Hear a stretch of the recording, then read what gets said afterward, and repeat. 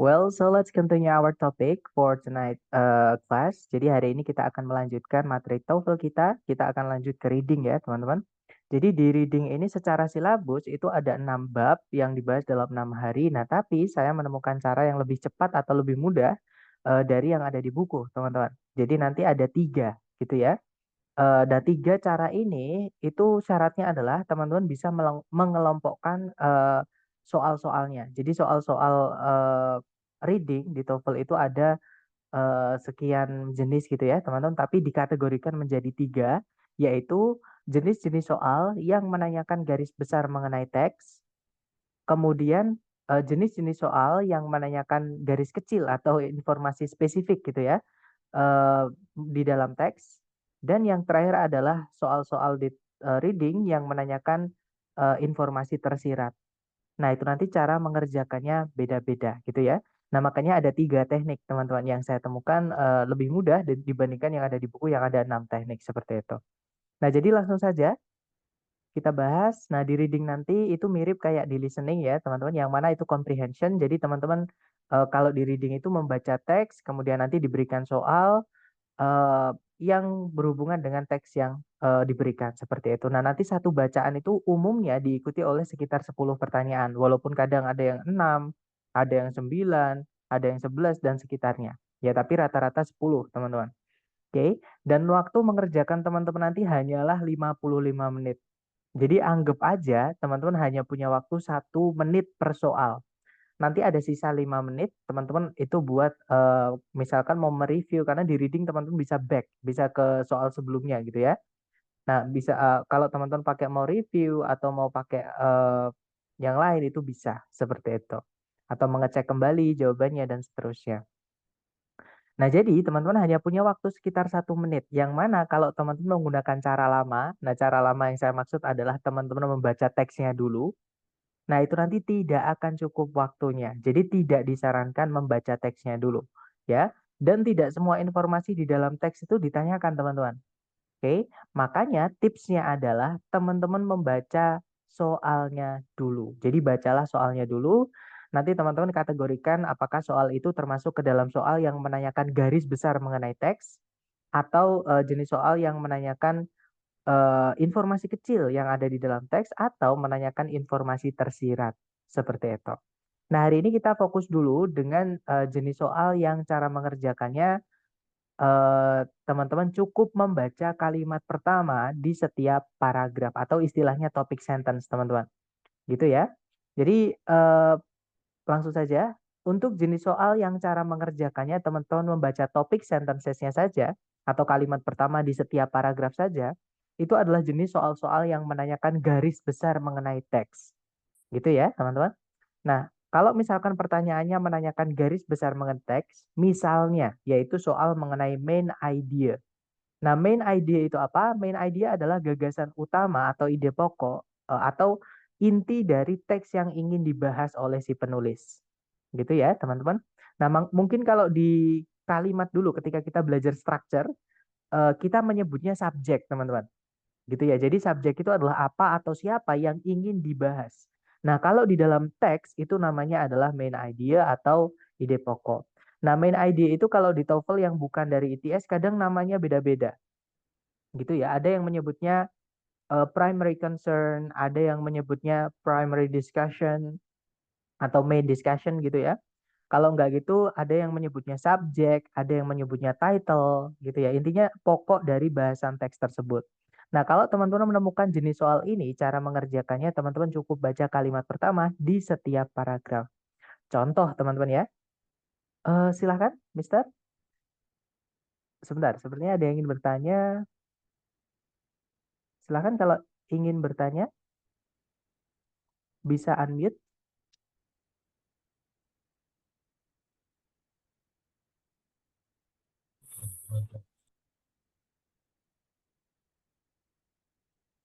Halo, cek cek.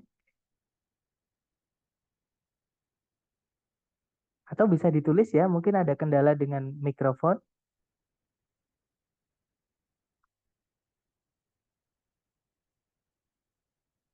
Oke, saya mute dulu ya, teman-teman.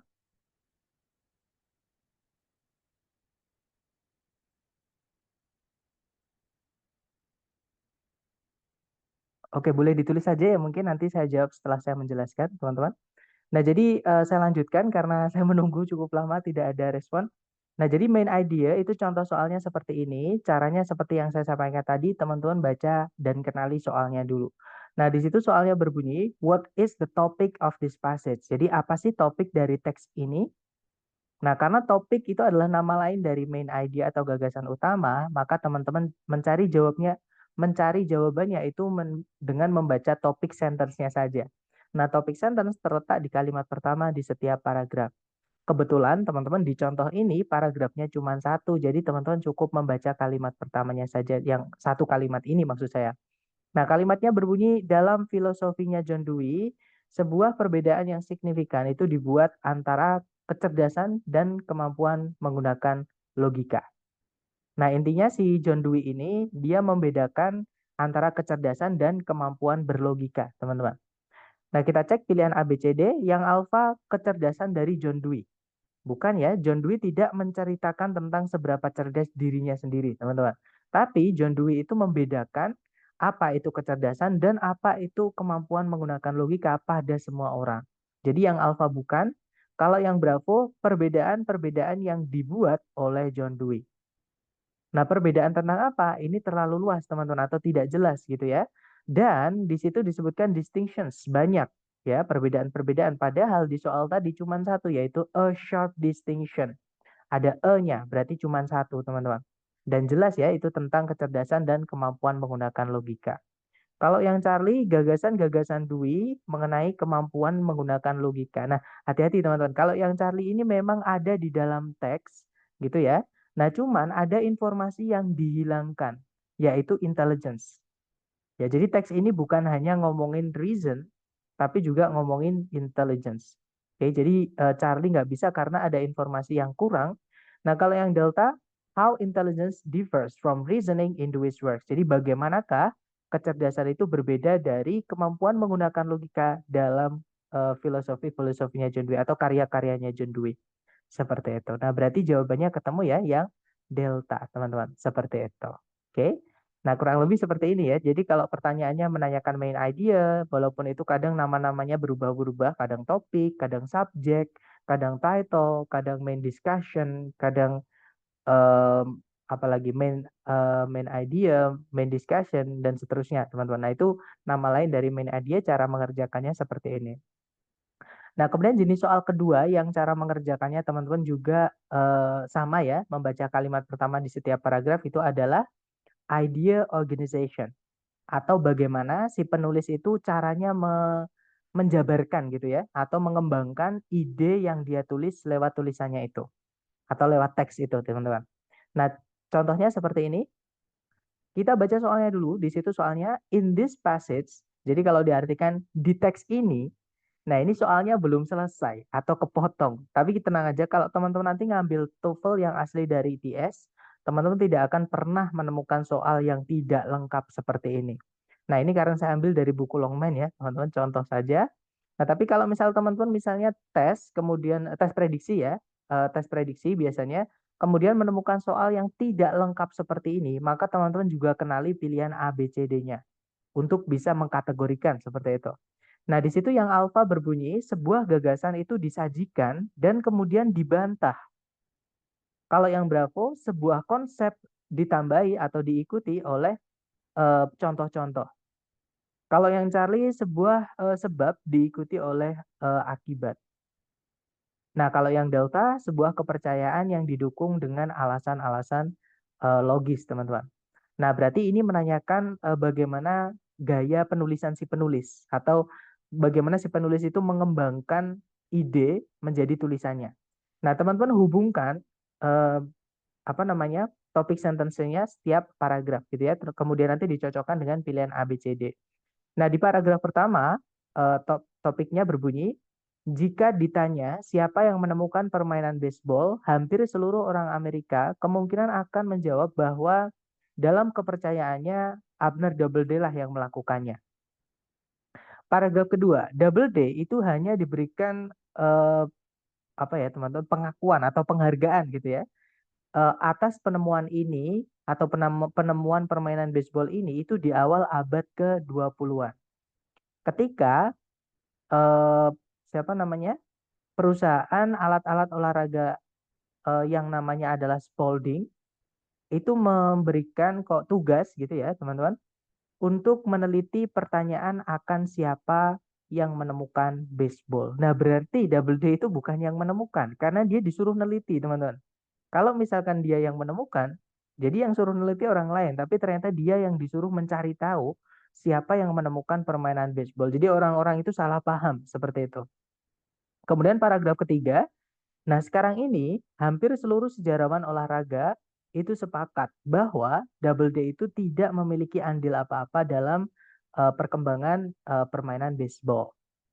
Nah, artinya si penulis tadi di awal memberikan suatu informasi gitu ya, bahwa orang Amerika itu percayanya Abner Doubleday yang menemukan baseball. Nah, kemudian di paragraf kedua, si penulis ini membuktikan salah atau menjelaskan kalau itu salah, gitu ya. Di paragraf ketiga juga sama, teman-teman. Jadi Doubleday itu bukan yang menemukan permainan baseball. Nah, jadi jawabannya adalah yang alfa ya. Sebuah gagasan disajikan dan kemudian dibantah atau dibuktikan salah. Seperti itu. Oke.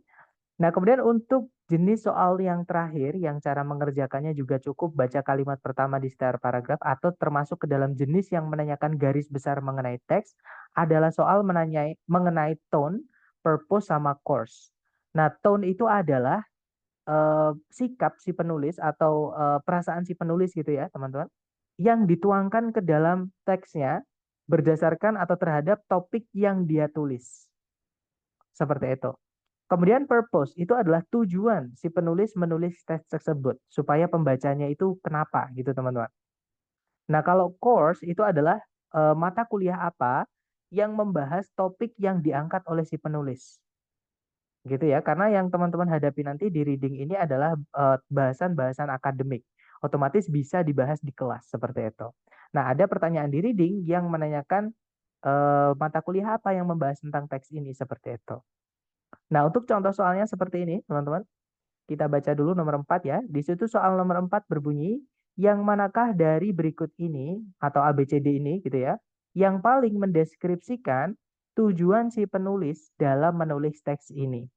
Nah, karena pertanyaannya adalah tujuan si penulis, maka kita baca kalimat pertama di setiap paragraf. Kalimat paragraf 1 berbunyi, hingga sekarang, pengakuan-pengakuan yang didapat dari terduga atau terdakwa atau tersangka gitu ya, dalam keadaan dihipnotis itu belum diakui menjadi barang bukti oleh pengadilan-pengadilan tinggi di Amerika Serikat. Nah, kemudian paragraf kedua, sebuah sengketa lahan yang membawa-bawa atau yang apa ya, teman-teman? Yang membawa ya, yang membawa sebuah pengakuan yang didapat di bawah atau dari pengaruh hipnotis itu dibawa langsung ke pengadilan tinggi Amerika Serikat atau Mahkamah Agung gitu ya, teman-teman. Nah, berarti di sini ngomongin yang diulang-ulang tadi adalah pengakuan yang didapat secara hipnotis dalam ranah pengadilan atau ranah hukum, teman-teman. Nah, sekarang kita cek ABCD. Yang alfa untuk menjelaskan detail-detail dari suatu kasus pengadilan tertentu. Nah, tadi bukan nggak ada ya, teman, tapi teks ini bukan utamanya membahas suatu kasus pengadilan tertentu karena kasus pengadilan tertentu yaitu kasus sengketa lahan tadi itu hanya sebagai contoh dari inti yang dibahas di sini atau bisa dibilang pendukung gitu teman-teman. Jadi supporting idea seperti itu walaupun dibentuk di satu paragraf sendiri. Gitu ya. Nah, jadi yang alfa bukan karena kalau kita pilih yang alfa paragraf satu tidak kita anggap teman-teman.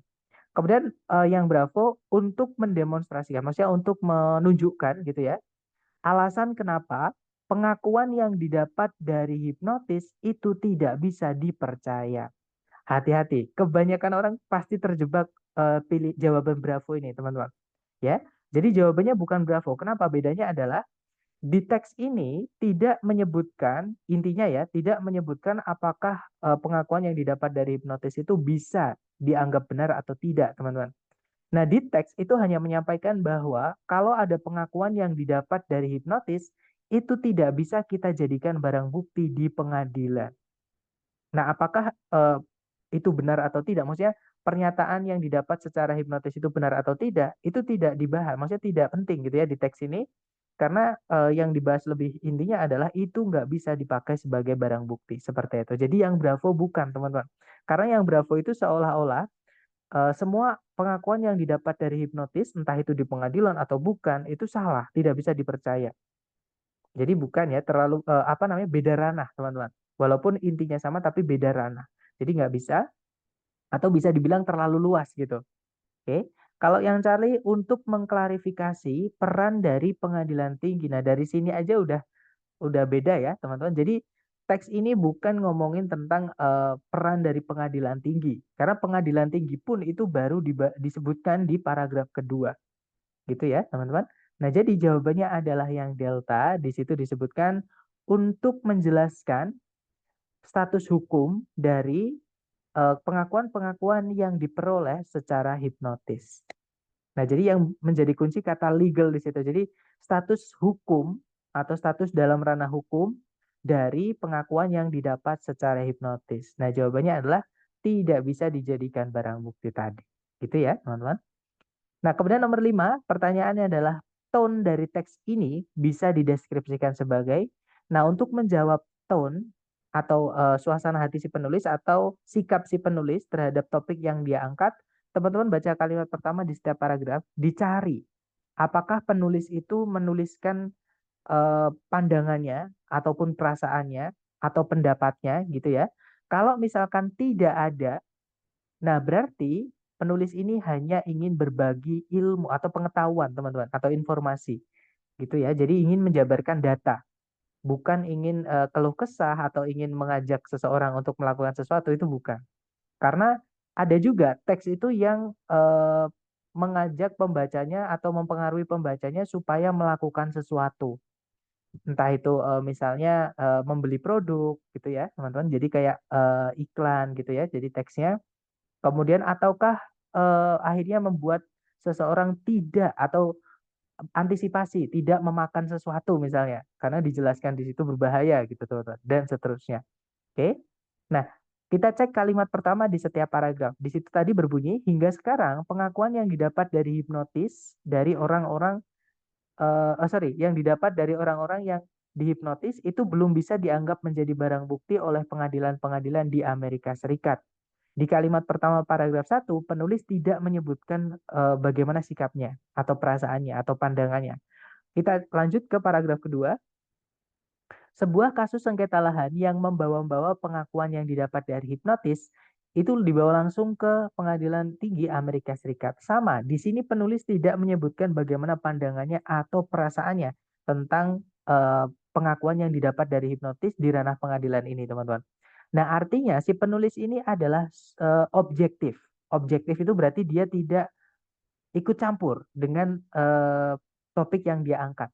Gitu ya. Artinya dia hanya ingin berbagi informasi saja. Nah, jadi jawaban yang tepat adalah yang delta ya, teman-teman. Informative. Seperti itu. Kemudian nomor 6, teks ini mungkin akan mungkin akan diminta dibaca di mata kuliah apa. Nah, kalau misalkan pertanyaan tentang course, teman-teman cari vocab-vocab yang dipakai di kalimat pertama di setiap paragraf, terus cocokkan dengan pilihan A, B, C, D.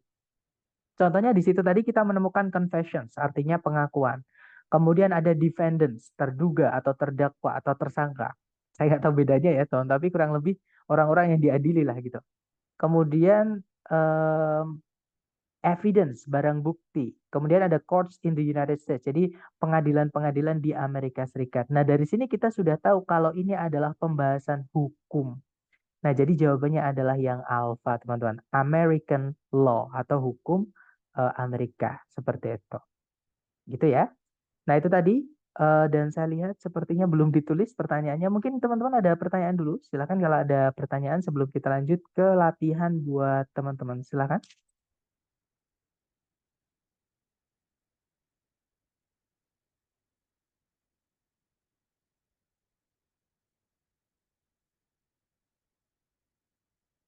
Sepertinya tidak ada, teman-teman. Baik, saya mute kembali ya kalau gitu. Oh, sebentar. Jadi di luar dari 3 topik ini hampir jarang yang sebentar. Jadi di luar dari tiga topik ini hampir jarang ya, Mister. Maksudnya hampir jarang, Miss? Mungkin maksudnya jenis soal yang lain gitu ya.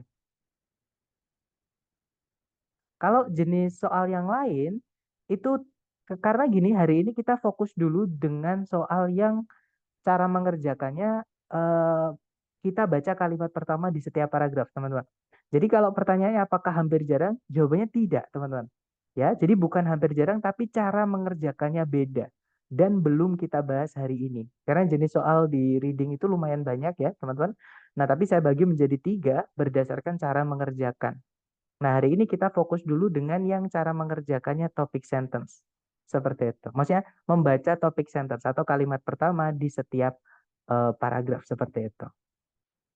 Oke, kemudian bantu jelasin lagi tentang tone, Mister. Atau kita cek di kamus saja ya, teman-teman. Kita cari pengertian tone kalau di reading. Seperti itu. Supaya mungkin lebih bisa dipahami. Kalau kata-kata saya kadang sulit untuk dipahami gitu ya, teman-teman. Nah, tone itu yang kata benda, oke. Bukan voice, bukan tone yang nada itu ya, teman-teman.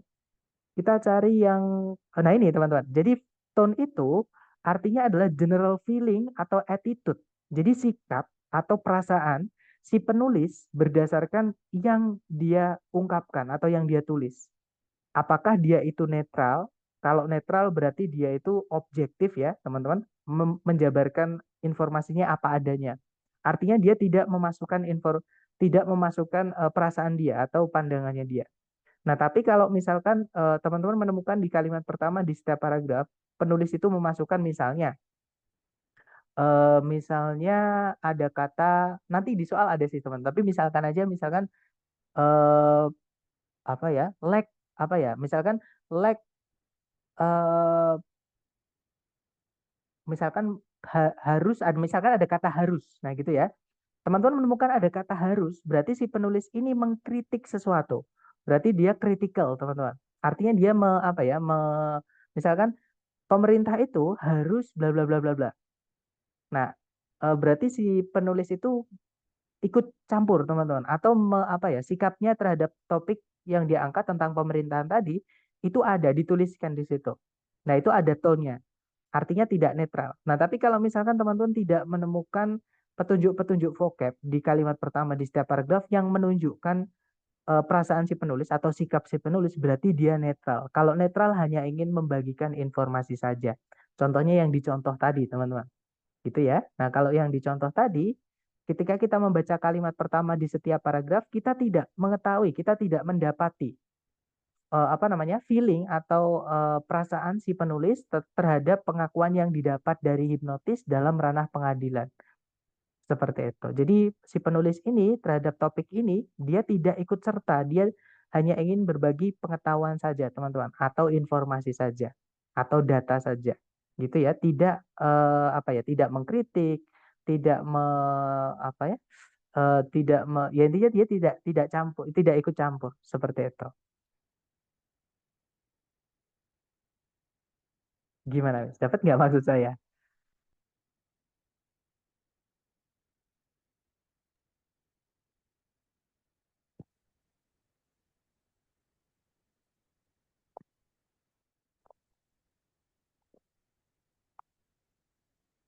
Atau mungkin yang lain ingin bertanya? Silakan.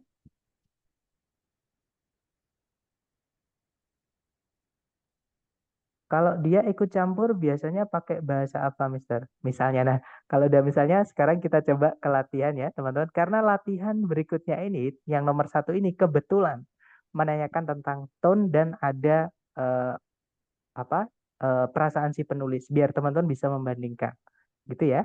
Sebentar, saya mute dulu, teman-teman. Oke, silahkan dicoba dulu ya. Sorry, teman-teman, kita loncat dulu kalau gitu. Sebentar kok. Oh, nah ini dicoba dulu ya, teman-teman. Nomor tiga dulu, nanti kita loncat nomor satu dan nomor dua. Waktunya 1 menit, dimulai dari sekarang, silahkan.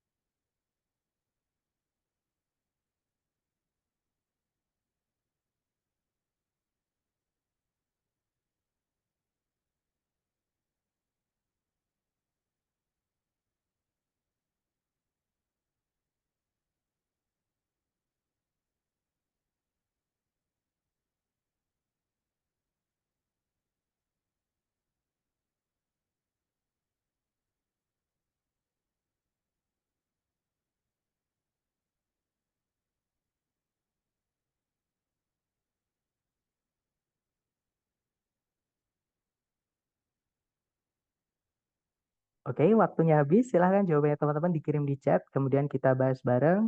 Baik, ada jawaban alfa, dan saya lihat semuanya menjawab alfa. Mari kita cek bersama, teman-teman.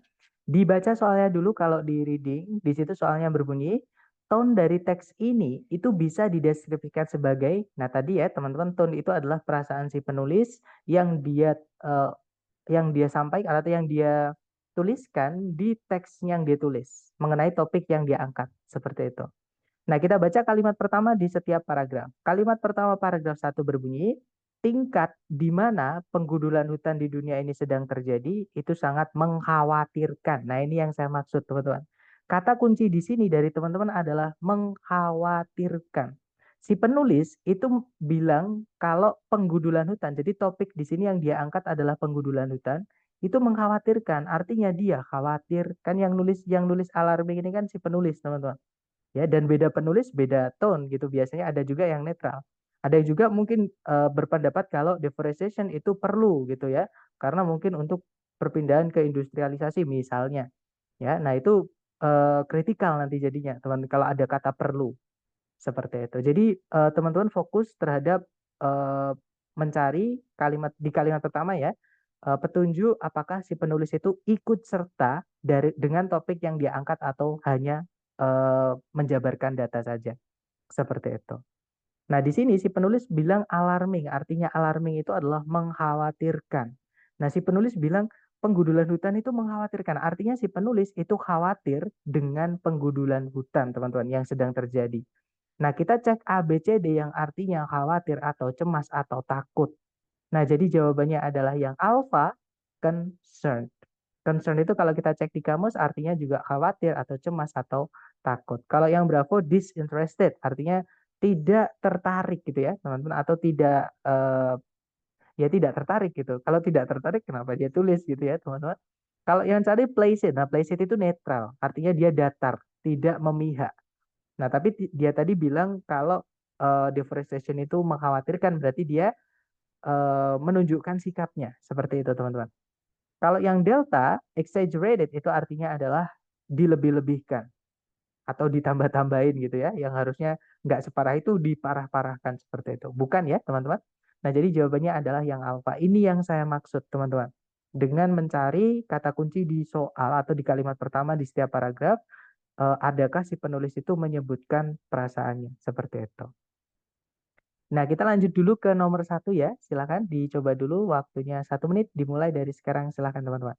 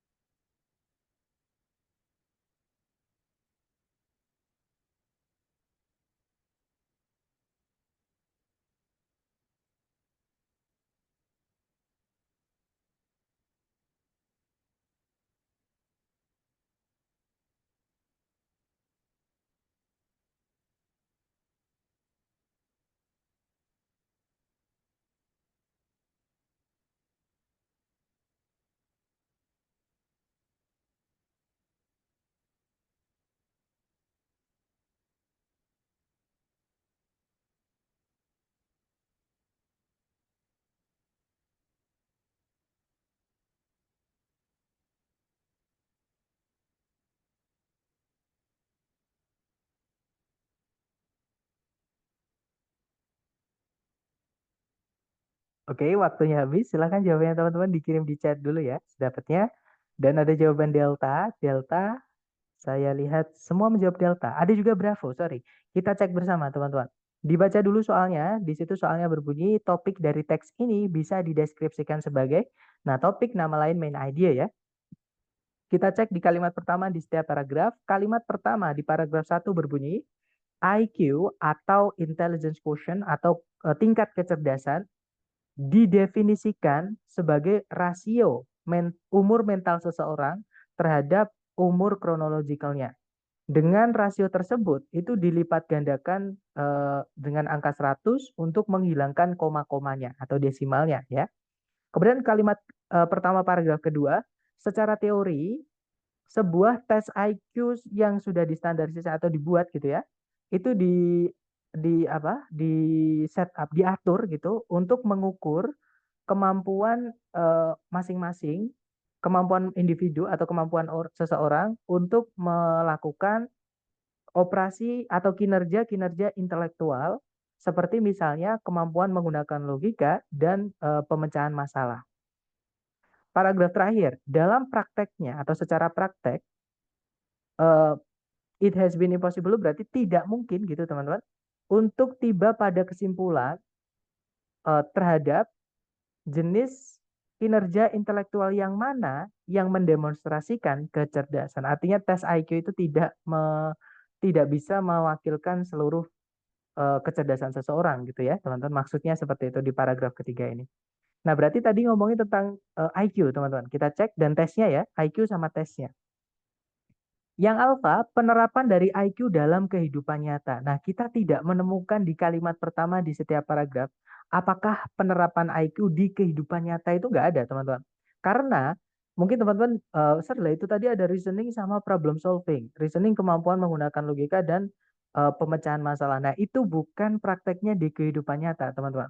Tapi itu adalah yang rencananya oleh tes IQ itu diukur gitu ya, atau secara wacana secara teori itu yang akan diukur.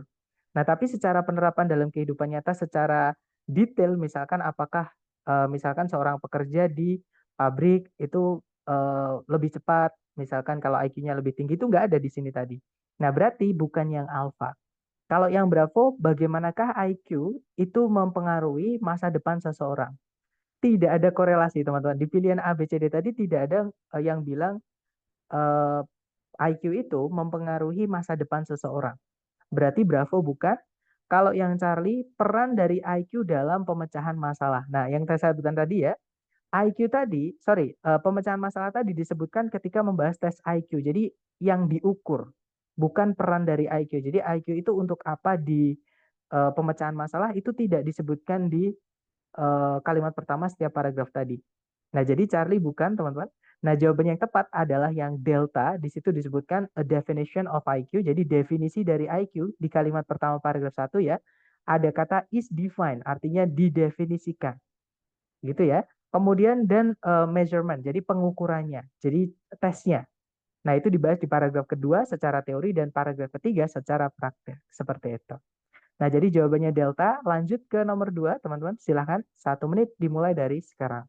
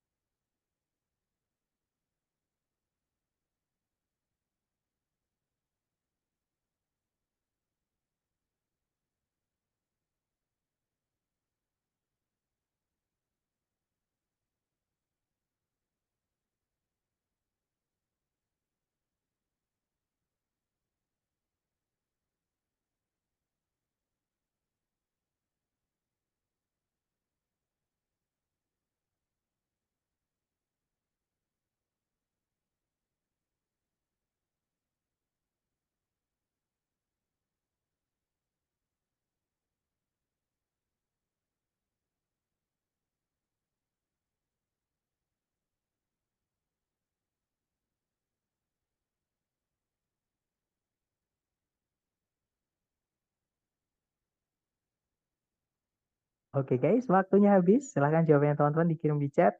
Baik, ada jawaban. Mari kita cek. Ada jawaban alfa, delta. Oke, antara alfa atau delta. Mari kita cek bareng. Kita baca soalnya dulu ya. Di situ soalnya berbunyi bagaimanakah informasi di teks ini itu dikembangkan. Nah, ini menanyakan idea organization atau bagaimana gagasan itu dikembangkan di dalam teks. Nah, kita baca di setiap paragraf. Maksud saya di kalimat pertama setiap paragraf ya, teman-teman. Nah, kalimat pertama paragraf 1 berbunyi, controversy surrounds the idea of using genetically modified organisms or GMOs in daily life. Jadi kalau diartikan kurang lebih seperti ini teman-teman. Ada kontroversi atau ada perdebatan yang mengelilingi gitu ya gagasan tentang penggunaan organisme yang dimodifikasi secara genetis dalam kehidupan sehari-hari. Nah, kalau teman-teman misalkan menemukan paragrafnya pendek seperti ini, kan cuma 2 kalimat ya, nggak ada salahnya dilanjut teman-teman, supaya lebih jelas gitu ya. Nah, kalimat berikutnya berbunyi, advocates. Advocates itu kalau saya nggak salah ya teman-teman, itu adalah orang-orang yang bekerja di hukum, di apa? Di pokoknya di hukum, saya bahasa Indonesia kurang tahu. Dan kritik, kritik itu kritikus, berarti orang-orang yang mengkritik gitu ya. Itu apa ya, memegang gitu, memegang pandangan yang sangat terpisah atau sangat berbeda terhadap nilai dari GMO dalam industri makanan. Nah, kemudian paragraf berikutnya, kalimat pertama berbunyi, berdasarkan satu pandangan terhadap GMO, para kritik itu beranggapan bahwa GMO itu berbahaya terhadap kesehatan manusia dan lingkungan.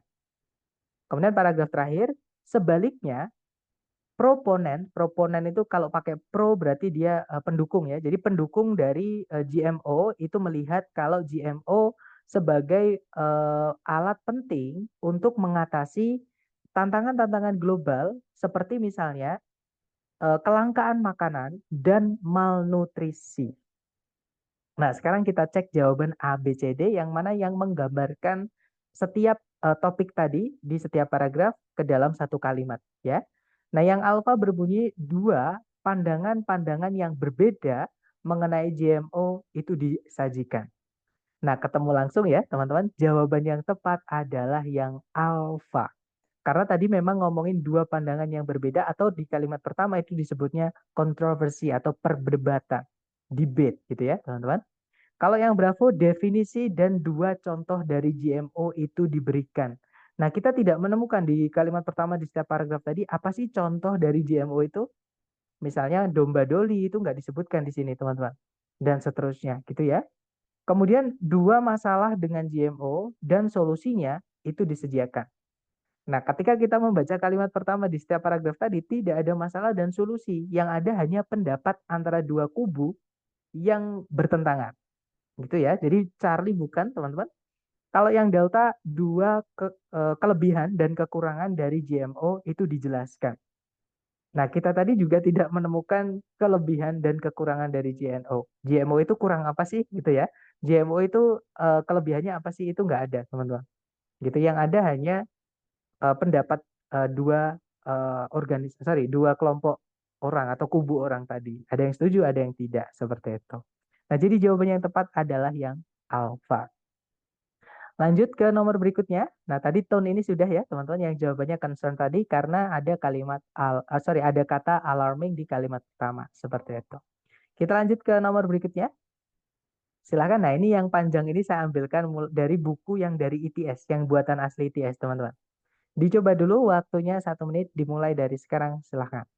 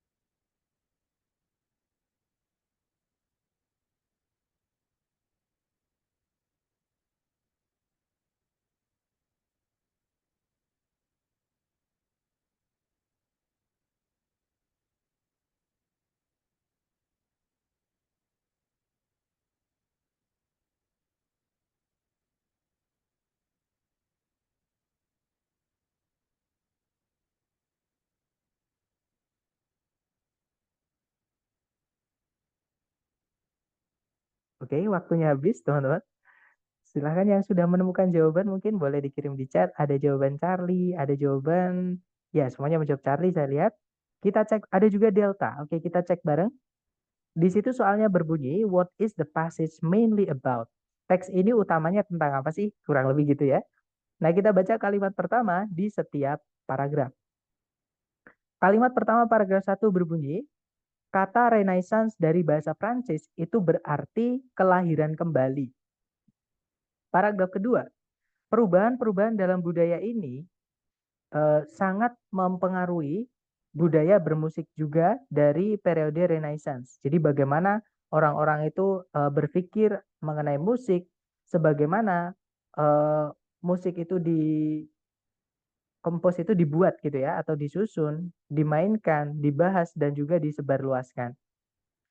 Paragraf terakhir, Renaissance musical di Eropa itu lebih ke arah perubahan budaya secara general atau secara utuh gitu ya, dan perubahan cara berpikir gitu ya teman-teman, daripada hanya sebatas atau hanya serangkaian teknik-teknik bermusik tertentu. Nah, jadi ini ngomongin bab budaya ya, teman-teman. Kita cek ABCD. Yang alfa, komposisi dari musik atau apa ya? Komposisi itu kan penyusunan. Kompos itu menyusun, komposisi itu penyusunan gitu ya. Jadi komposisi atau ciptaan-ciptaan gitu. Karya-karya musik yang paling menggambarkan perkembangan selama zaman Renaissance Eropa. Nah, kita tadi tidak menemukan contoh komposisi musik ya, teman-teman, yang di kalimat pertama di setiap paragraf yang menggambarkan perkembangan dari Renaissance Eropa. Berarti yang alfa bukan.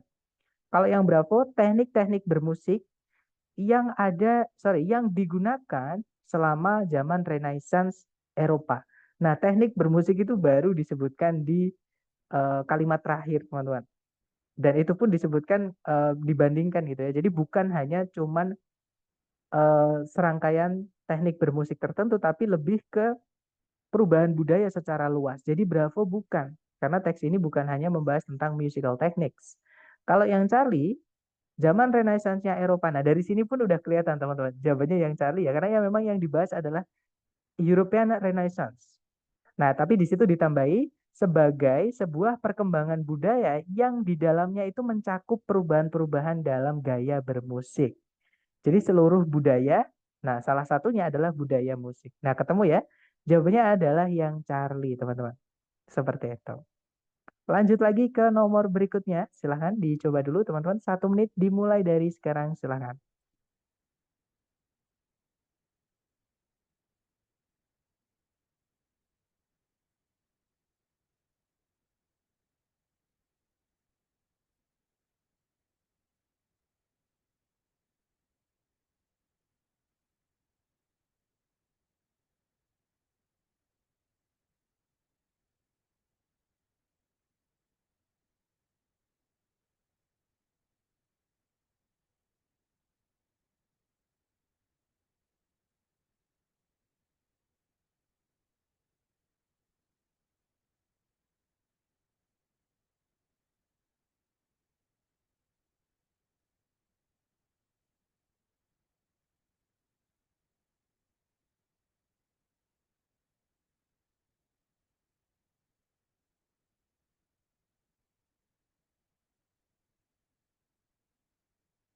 Alright guys, waktunya habis. Silahkan jawabannya teman-teman boleh dikirim dulu. Sedapatnya salah nggak apa-apa, kita belajar ya. Baik, ada jawaban delta. Saya lihat semuanya teman-teman menjawab delta. Oke, kita cek bareng.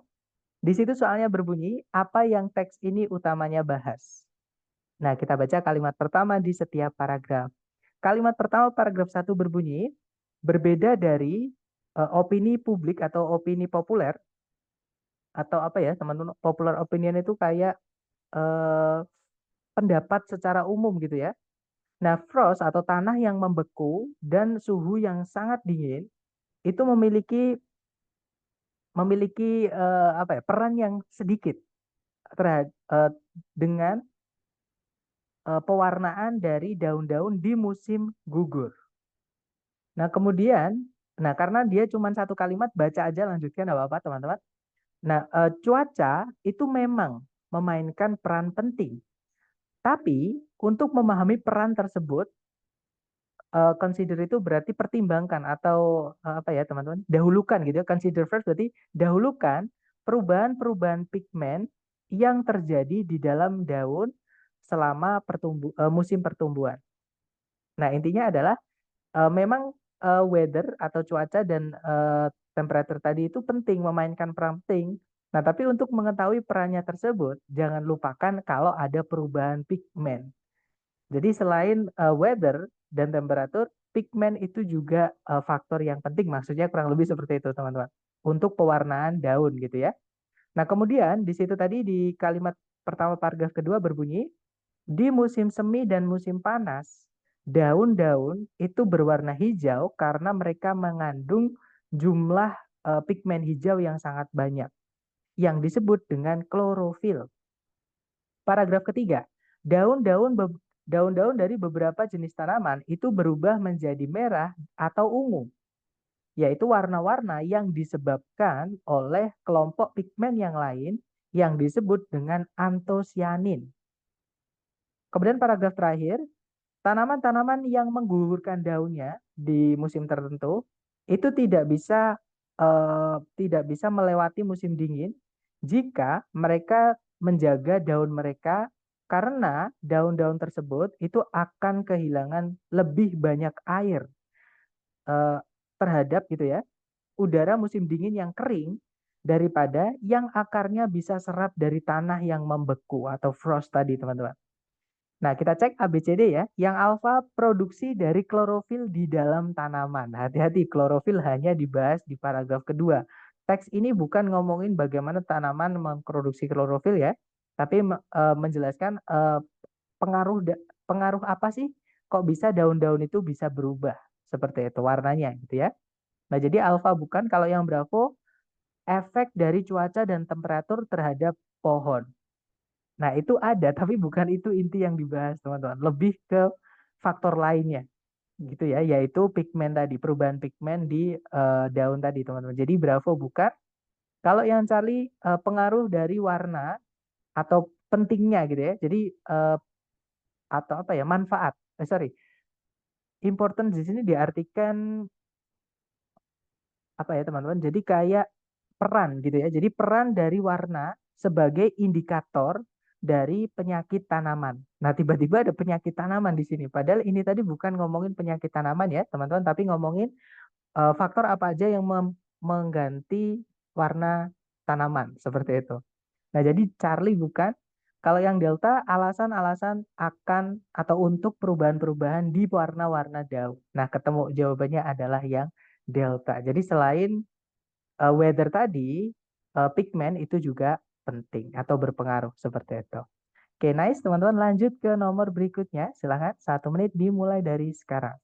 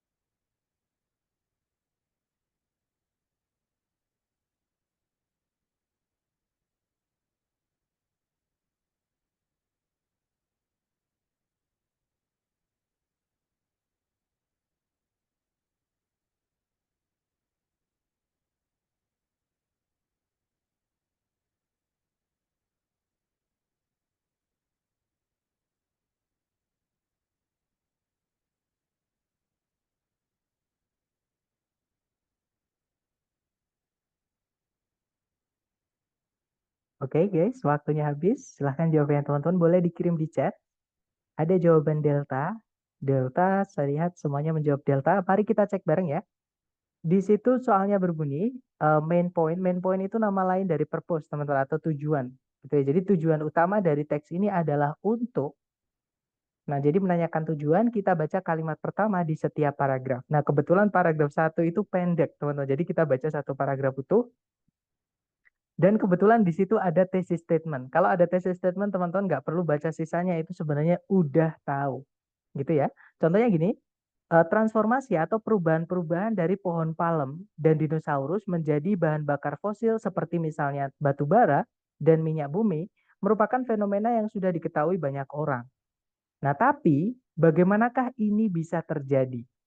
Nah, berarti paragraf setelahnya ini pasti menjawab pertanyaan ini, teman-teman. Bagaimanakah proses transformasi dari awalnya pohon palem dan dinosaurus tadi menjadi bahan bakar fosil, misalnya batu bara dan minyak, itu bagaimana secara detail? Gitu ya. Nah, atau kalau untuk membuktikan, teman-teman baca kalimat pertama di setiap paragraf, nggak apa.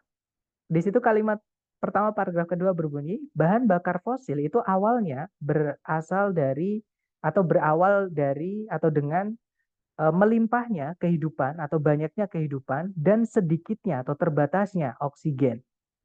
Kemudian paragraf ketiga, batu bara itu terbentuk ketika tanah gambut secara memadai itu terkompresi atau tertekan gitu ya teman-teman oleh berat deposit atau sedimen yang tumbuh atau yang semakin menumpuk di atasnya untuk memaksa air dan zat-zat yang lain keluar dari tanah gambut tersebut.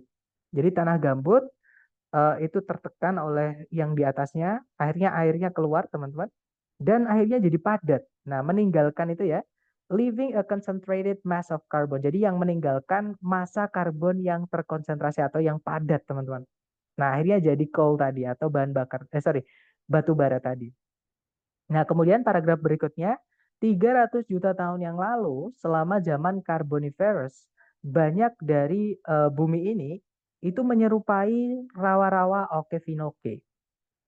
Paragraf terakhir, cadangan-cadangan yang besar dari minyak bumi dan batu bara itu sebenarnya masih ada di bawah tanah.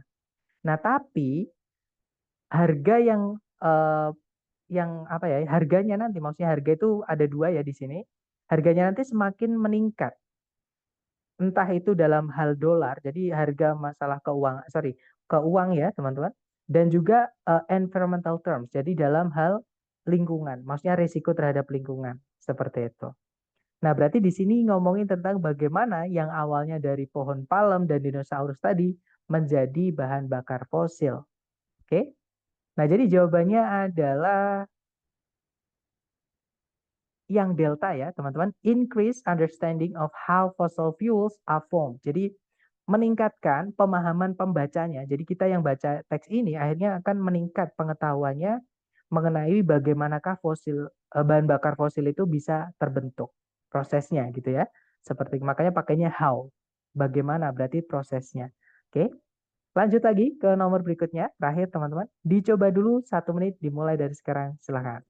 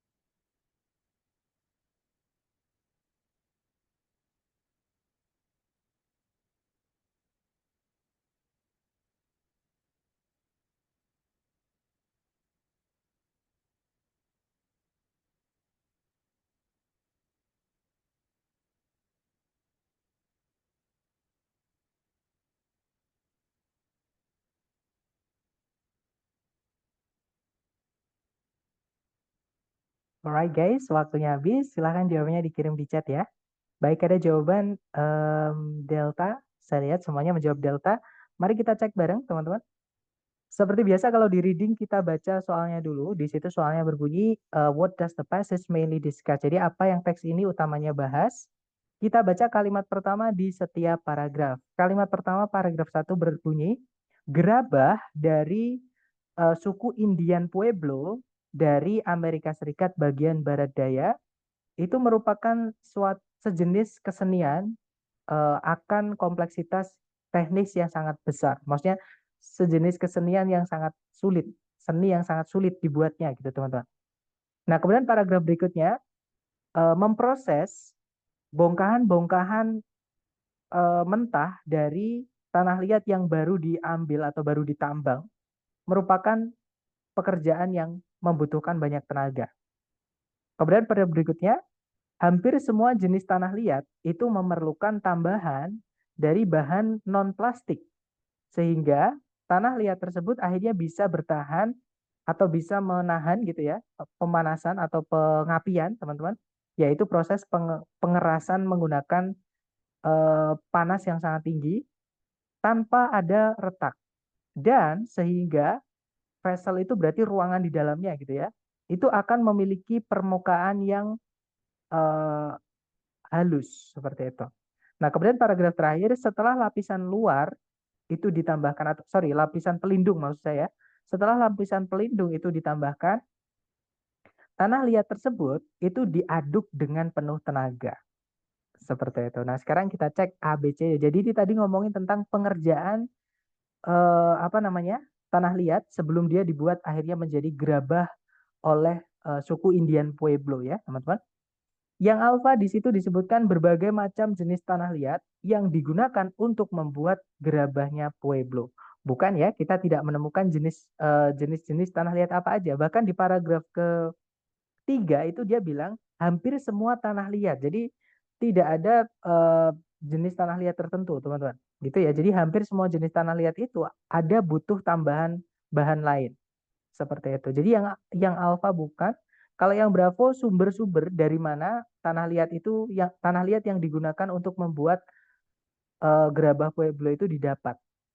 Bukan ya, kita juga nggak menemukan sumber-sumber dari mana orang-orang Pueblo itu mencari tanah liatnya. Yang ada cuman bagaimana mereka memprosesnya atau mengerjakannya. Jadi Bravo bukan. Kalau yang Charlie, kriteria yang para pembuat gerabah gunakan ketika memilih tanah liat untuk gerabah suku Pueblo. Jadi tanah liatnya itu harus bagaimana, gitu ya teman-teman.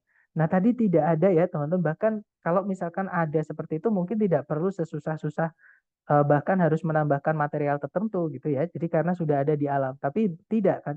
Tadi disebutkan kalau semua tanah liat itu bahkan sepertinya dipakai karena di situ disebutkan hampir seluruh tanah liat itu memerlukan penambahan bahan yang non plastik tadi. Oke, jadi Charlie bukan.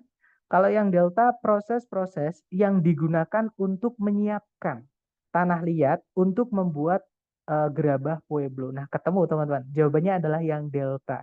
Jadi tanah liat itu sebelum dia dijadikan gerabah itu diapain dulu sih? Nah, teks ini ngomongin tentang itu. Oke, jadi jawabannya delta. Nah, kurang lebih seperti itu. Kalau teman-teman sudah tahu tipsnya dan triksnya, waktu itu nanti akan lebih hemat, teman-teman. Tapi tetap ya, harus sering dilatih supaya teman-teman tidak lupa ketika tes nanti. Seperti itu. Nah, mungkin sambil saya absen, kalau teman-teman ada pertanyaan boleh ditanyakan dulu, silakan, teman-teman.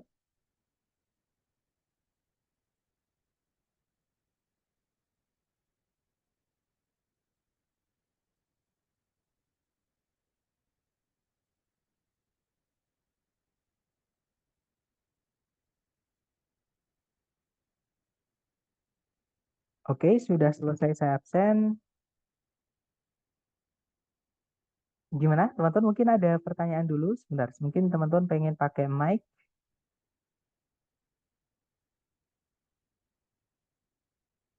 Nggak ada ya berarti ya. Oke, atau nanti kalau teman-teman, sebentar, ada pertanyaan dari Miss Dewi.